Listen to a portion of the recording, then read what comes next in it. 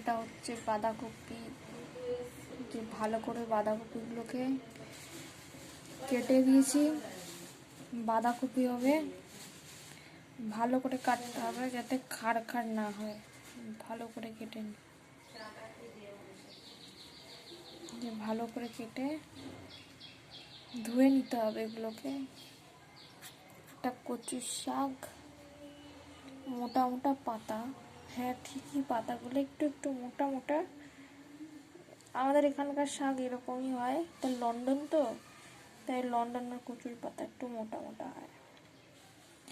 আর এটা হচ্ছে রসুন, এখানকার রসুন দেখতে অনেকটাই আলাদা, আর রসুনের ভেতরটা একটু লাল লাল টাইপের।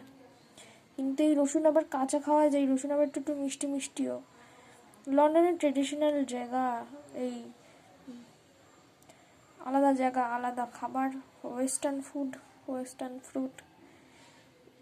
এই যে দেখতে পাচ্ছেন ভেতরে একটু লাল লাল টাইপের, এইটা হচ্ছে রসুন।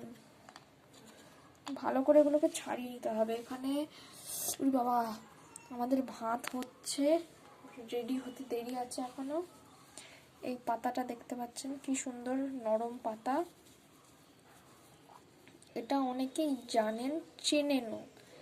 এটা হচ্ছে কলমি শাক, সরি এটা কলমি শাক না, এটা হচ্ছে পুঁই শাক, ভুলে গেছিলাম। এখানে পুঁই শাক এরকমই দেখতে হয়, আমাদের এখানে পুঁই শাকে যেমন রস ভরা ডাঁটা, এখানে শুকনো ডাঁটা আলা পুঁই শাক।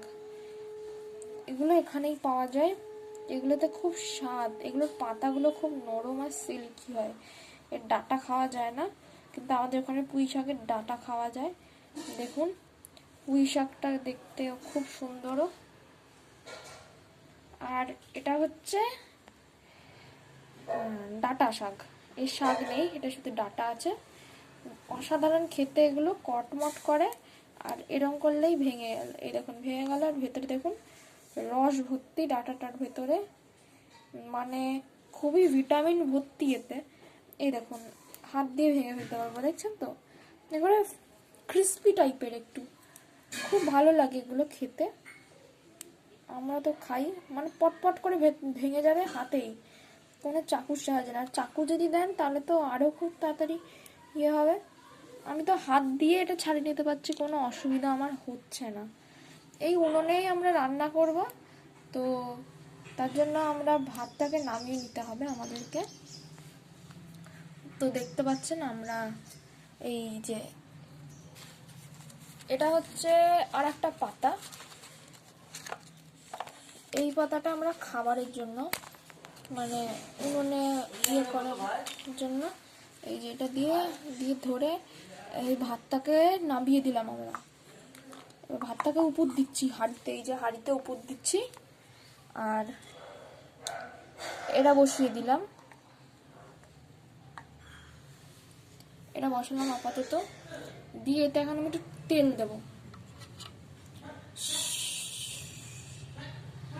এবার তেল দিয়ে এটাকে একটু ভালো করে নাড়িয়ে নিলাম,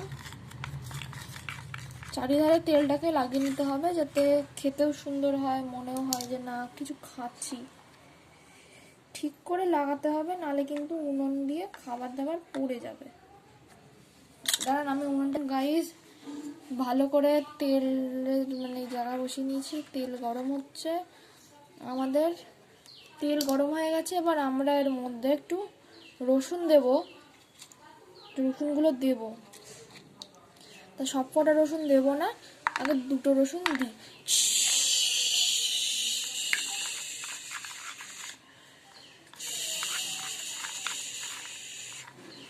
তেলে ভালো করে ফ্রাই করে নেব গার্লিকটাকে, কারণ গার্লিকটা অনেকটা মিষ্টি মিষ্টি তো, তাই তেলে ফ্রাই করে নিলে এই তেলটা দিয়ে ভাত খাওয়া যাবে।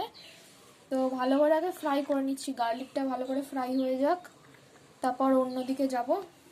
আর বাঁধাকপিগুলো দেখতেই পাচ্ছেন, এত সুন্দর বাঁধাকপি। বাঁধাকপি খাওয়ার সময় খুবই রস ভরা আছে এই বাঁধাকপিতে, তো অনেক টেস্ট হবে। আর এই পুঁই শাকগুলো এর সাথে ভাজা করব, এই যে পুঁই শাক দিয়ে ভাজা করব, তো সবই দেখাবো রান্নার লাস্টে, সব খাবারগুলো আপনাদেরকে দেখাবো।